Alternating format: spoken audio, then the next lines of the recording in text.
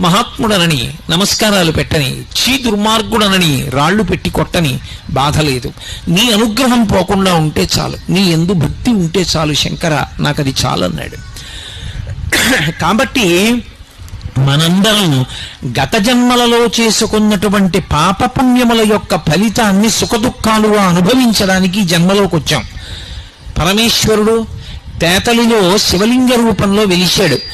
ఆయన కూడా ఏమైనా పాపపుణ్యాలు అనుభవించడానికి వచ్చాడా? ఉండవు. ఆయనకేం పాపపుణ్యాలు ఉండవు.